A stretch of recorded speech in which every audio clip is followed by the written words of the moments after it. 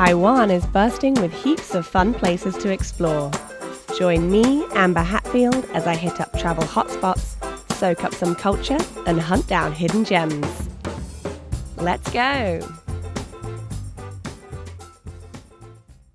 If you're unlucky enough to get bitten by a venomous snake in Taiwan, what are your chances of survival? That was my question for this week's guest, the self-proclaimed crazy herper. If you didn't listen to last week's interview, you can hear him talking all about his herping adventures finding snakes across Taiwan. Let's hear what he has to say.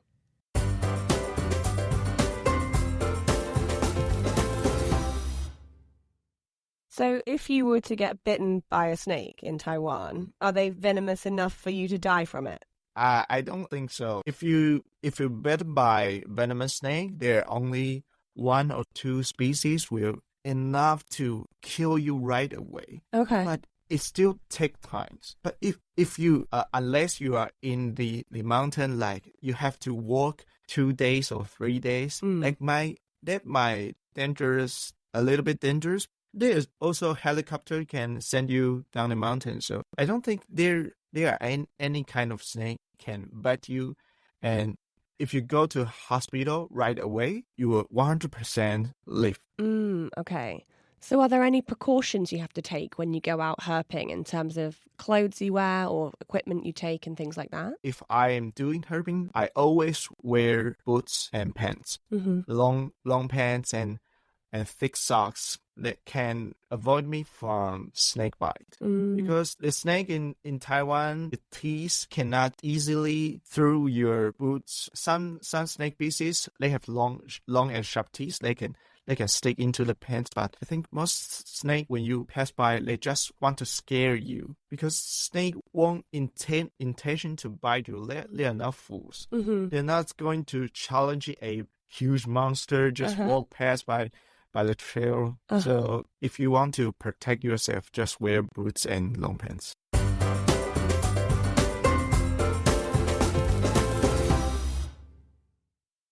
What are some of your favorite herping experiences or stories that you have to tell?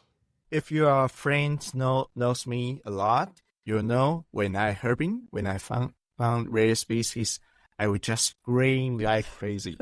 So it was a crazy feeling every time I finding rare snake species. There's a lot of stories I can introduce you, but I would just say the top 3. Okay. One is my first time going out of Taipei. It was my first time herping out of Taipei. I go to Taoyuan. Taoyuan is a place you can do a road cruising.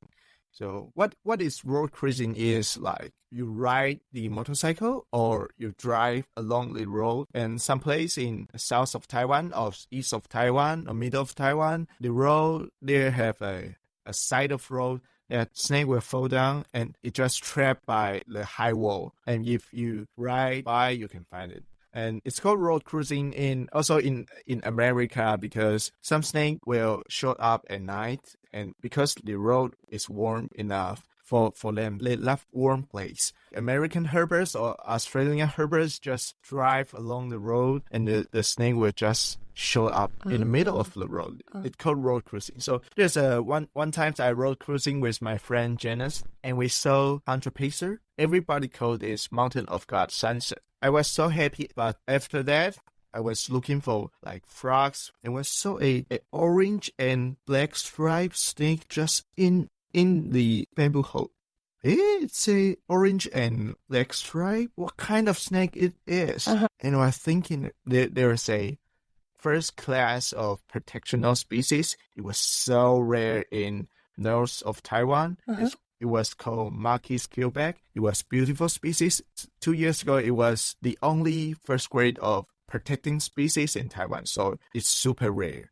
You know, many herpers in Taiwan looking for 8 or 9 years haven't seen one before. First year of my herping life. Wow. I found Marquis keelback. I mean, real, my whole body was shaking.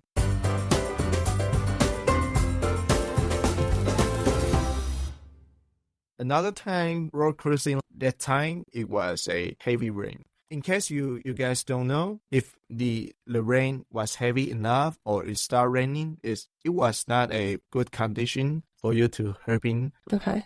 in Taiwan. Don't go up mountain when it's raining. Oh, okay. But we have ride 2 hours to the mountain area. We don't want to give up. I mean, whole mountains. There's not a single herpers on the mountain. Just two of us on the mountain. So we call it gonggu. Maybe this time we're gonggu. Gonggu means you find no snake in the mountain. So, but crazy herper like us will not easily to give up.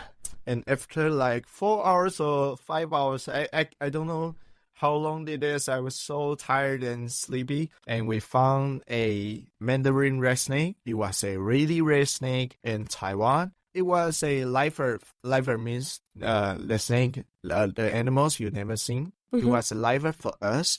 And when I ride past by, and I stop, I break, and I saw the snake, and two of us just lost for our language.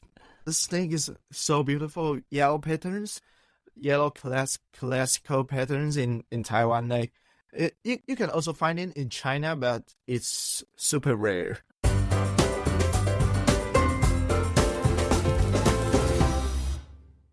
The other story is I took 2 foreign herpers. One is from Germany, one is from Austria, and they herping in Taiwan, and I helped them in the mountain area herping. And when we met, we spread out and looking for snake. And I found a huge hunter pacer. Hunter pacer is also a rare snake, but I have already seen, so I have put them here. And when they came here, they saw the pacer. It was a holy grail for them in Taiwan. And for that moment, I feel like it was a nice experience for me to help other people who haven't seen pacer or other rare snake. And I also feel happy because I know they found the species they really, really want to find. And we talk a lot and share our photographs. After we release the huge pacer, it just strike to the position of us. Because the Mountain of God, maybe sometimes it will get angry, but most of the times it was just pearl elegance like that. We were just thinking, wait a minute, why the behavior is weird? Because we treat it as all nice. We don't disrupt a lot. And like we release after 10 seconds, my friends found it. Is that a tail for it? It's a small tail. There's a small tail of pacer there, but it was a huge pacer. Why there's another small tail? And then we found out there's another pacer. It was a juvenile one just in front of the huge pacer we released. Just like, no, because 100 pacer is a rare snake, like, and just 200 pacer showed up in same area, and so just we released there, and there's a pacer over there. So it was a quite funny moment, I think. Not many experience like that in my life. So it was my top 3.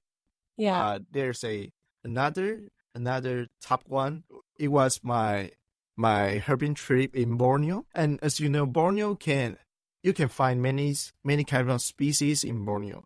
But if you're talking about Borneo to all herper around the world, they will say, I want to find monk mice, pit viper, and another crate. The crate it's venomous, and it was called red-head crate. In Borneo's Kinabalu's mountains area, the red-head crates have a different subspecies. It have a yellow band and red band in its whole body, and the snake can grow up like 2.5 meters. So it's a huge monster and beautiful. So every herbers around the world want to find this species. And there was on a flat ground, and me and my teammates were spread out the ground.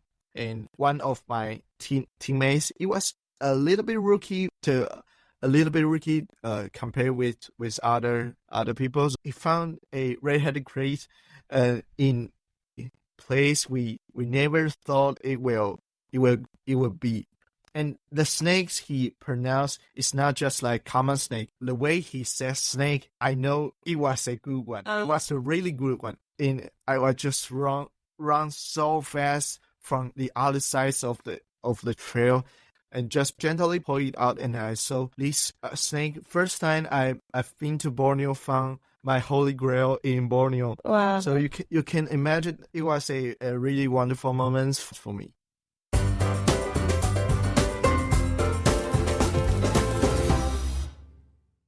Normally, when you're herping at night, you can only find common species. Sometimes only 2 or 1 snake, or even no snake. But you have to keep herping to find these rare species.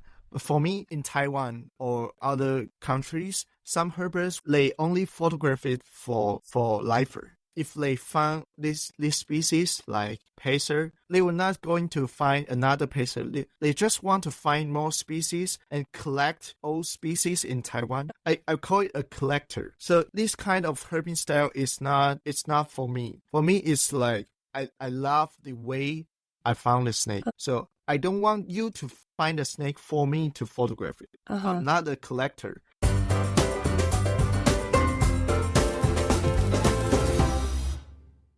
Is there a certain time of day that's best to find certain animals?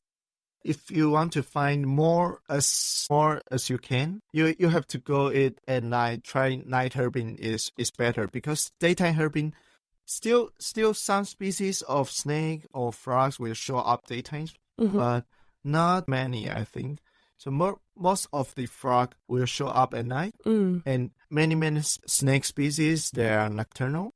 So you can try night herping, and snake will show up like 1 hour or 2 hours before the sunset. But I think you should try start herping when the sun just goes down, because many mammals love the dawn and dusk time in the mountain area. So you can find mammals first, and then you can find snake. I mean, many people says after 12 o'clock, snake will go back to sleep, but I think it's not quite right, because if you herping 6 hours after 12 o'clock, you feel a little bit tired. And if you're tired, the eyesight or the sounds you can hear, it will just decrease. So I think whole night you can find snake, especially in some area you can find a 24 hours you can find snake on the road. So what are some of the best spots to go herping at? Because I live in Taipei, so Yangmingshan's trail is like your best choice to finding snakes or frog around Taipei. I tried many places in Taipei around before, because I love to explore this place. I love this place to be my secret place for snake. But if you want to try herping, not in Taipei, I think the best place you can herping in Taiwan is in Taoyuan on Highway 7. Highway 7, there's a part of road. Many snakes will just show up on the road. You can do a Australia style, American style road cruising on the road, and it was easy for normal people to finding snake on the road, because you don't have to really hard to find it. It will just show up. For the species of snake that there are in Taiwan, are you able to find them all over Taiwan? Or are there just kind of certain snakes in certain areas? I mean, if you are in Taoyuan, the Highway 7, we call it Snake Highway, you can find 70% of snake species in Taiwan. It was a wonderful place. Some snake you have to find in south and east part of Taiwan, Taitung, Pingtung, Hualien, like this place. And this place, seldom people will go there. So it's more difficult to finding snake because lack of information. Because many people lives in Taipei, right? The trail around the Taipei, many people will go there. So you have a lot of information. You can find anything there. So I think if you want to find all snake, you still have to try Taitung. Taitung is a good place for snake. Okay, cool. Yeah. Okay.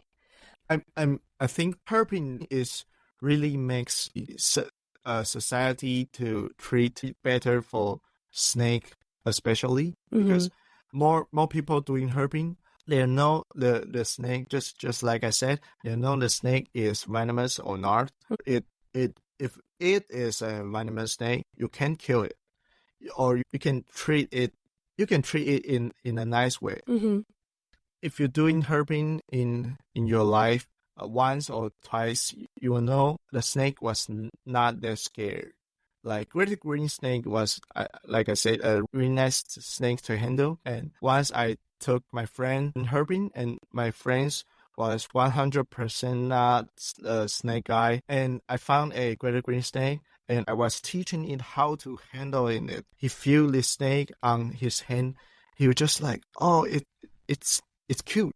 Yeah. Like, it's cute. It's not scary. And the more people knows the snake was not scary, the more people will not doing things to kill it, or even want to figure out some way to protect this species. Herping culture in America is quite longer than Taiwan. Mm-hmm. So in America, there are many herpers will finding snakes on the road, and they will release far away from the road. Mm-hmm. Because some farmers in America will intentionally kill snake on the road. I don't know why. But if they know more about the snakes, I think they will treat it better for the snake. Yeah, I think in most situations, people having more knowledge about something kind of takes that fear factor away, right? Whenever someone can learn about something or know more about it, and especially about animals, I think it definitely helps to have more knowledge to make people treat them better.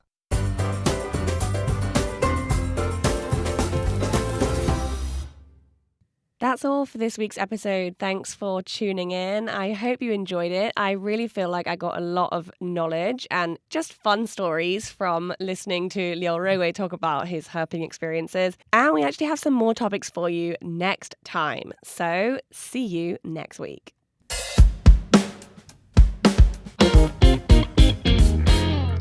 Apple Podcast, Google Podcast, SoundOn Podcast, Spotify. You name it, we're on it. You can find selected shows produced by RTI's English team on different streaming services. All you have to do is search for the show or type RTI. Find an episode you find interesting, hit play, and you'll learn more about Taiwan and its people.